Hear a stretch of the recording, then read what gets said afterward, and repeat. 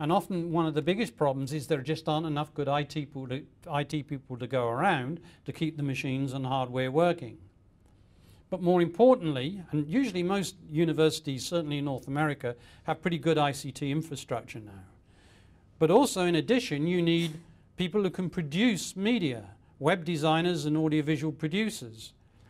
For instance, we're trying to create simulations at Southern Alberta Institute of Technology that will allow people to learn how to manipulate equipment in a virtual environment. And that requires very skilled web designers and web programmers to do the detailed diagrams, animations that will allow the students to calibrate the equipment in the same way as if they were working real equipment. And lastly, you need instructional designers to decide on what's the cost of doing this, whether it's worthwhile, what media to use in terms of video versus audio when you're creating web courses.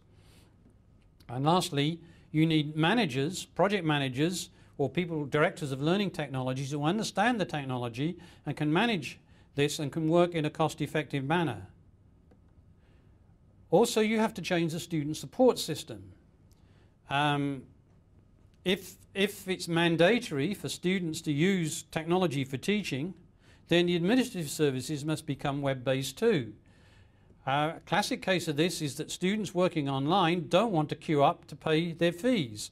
They say, if I can study online, why can't I pay online? And yet some institutions won't allow students to use credit cards, for instance. And yet what we found, they won't allow them to use credit cards because credit cards take 2% of the tuition fee. However, we found we cut back 80% of our administrative staff when the students were doing the online administration. So it's a short-term view. You can actually get long-term gains.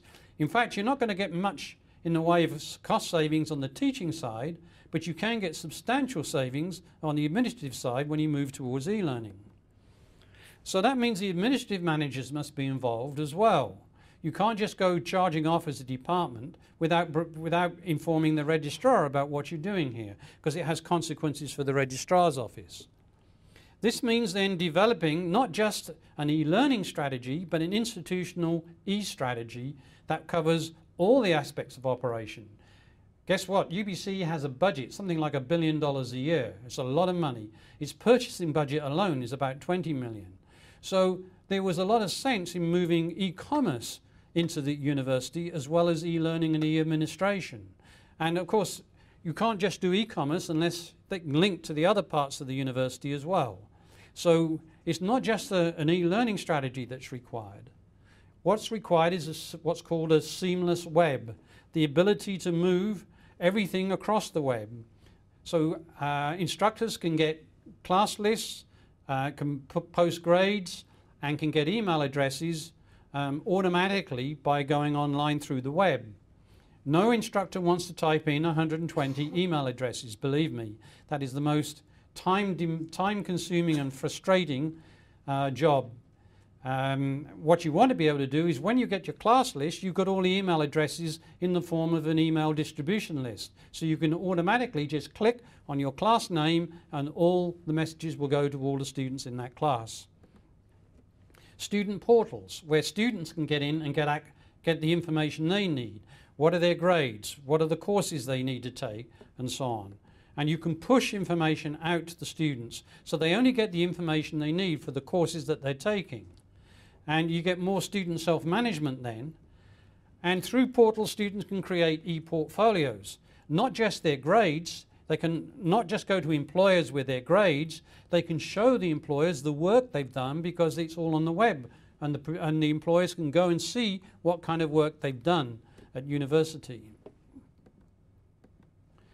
Student administration, then you can use the web for recruitment, marketing, fundraising, and keeping contact with your alumni. Remember, if we're talking about lifelong learning, you have to have a way of letting your graduates know about the new courses you're offering so the old graduates can enroll in the new courses. Admission, registration, book sales and online fee payments can all be done online. And student records, class lists and grades can all be kept online. that means an integrated e-strategy. And if you want to see an example of that, go and look at www.estrategy.ubc.ca. So what are the implications then of the knowledge-based economy and e-learning for universities? First of all, what's happening with the knowledge-based economy, we've opened up a major new target group that's not been very well dealt with by universities. Many universities have had continuing education departments, but this is more than continuing education. Lifelong learners are somewhat different. They are alumni and already graduated. They've often got degrees. We ran a program fully online, a master's program aimed at people in the workforce, and we found that 20% of them of the enrollments had PhDs, 40% had masters, so they were taking their second masters. 60% already had postgraduate qualifications for this program. They need to continue learning. They're working with families, and as I said, it's different from continuing education, which is more, the lifelong learners are more driven by the workplace and the work and their market, but they want qualifications. They don't want just to take a course for interest. They want to be able to go to an employer and say, this is part of the mobility of the knowledge-based worker. They're often self-employed, but they may eventually be contracted to work for another employer, or they may have clients, and they want to show that they're qualified in whatever area they're working. Now, we did an estimate of the size of the lifelong learning market in Canada. If everybody in the knowledge-based industry went back for 3 months training over a period of 5 years, which many employers would say is not enough, then we would have to double the university and college system, because there's that many. There's as many people in the lifelong learning market as there are people coming out of university. Now, most of those won't go to universities. A lot of this training is done within corporations, or it's done by the private sector. But if we think that the role of a university is to create new knowledge, that new knowledge needs to get out, not just not learning just through corporate training, but getting the research out into the workforce. And so there's a very important role for universities here. Lifelong learners have different needs to undergraduates. They want delivery to work or home. They want it just in time. They don't want big courses. They want small chunks. They want to be able to accumulate what they've learned over a period of time. So they want small chunks but leading to credentials. And they want the latest knowledge but adapted to their own learning context. And of course they make great students because you put them in a group online and they share experience. And often collectively they have more knowledge than the individual instructor does, although the individual instructor may know more individually than any of the individual students. And the problem for universities is that they're already overwhelmed by this mass higher education, by the high school entrance increasing each year. The last thing a university professor wants is more students. So you say to them, well, you've got all this market of lifelong learners out there. They say, go away, I've got enough students already. I don't want to know.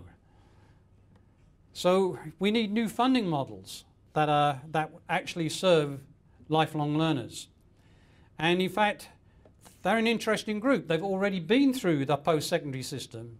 They've already been subsidized by government. In fact, and this is one of the interesting things, despite complaints about increasing fees in North America, most university students come from middle-class families, and they're the most highly subsidized of all students, more subsidized than primary school students in North America. So why would the state pay for them to come back for lifelong learning? They can afford to pay full costs for this, and will pay full costs because it's in their commercial interest. That means you can run courses that are fully cost recoverable and hire new research professors to meet that market. And that's so you can have self-financed programs hiring new research professors. And we did that at UBC. In fact, a very interesting model. What we did, we said, we know there's a market out there. We know they'll pay full price. We know the existing professors won't take on the work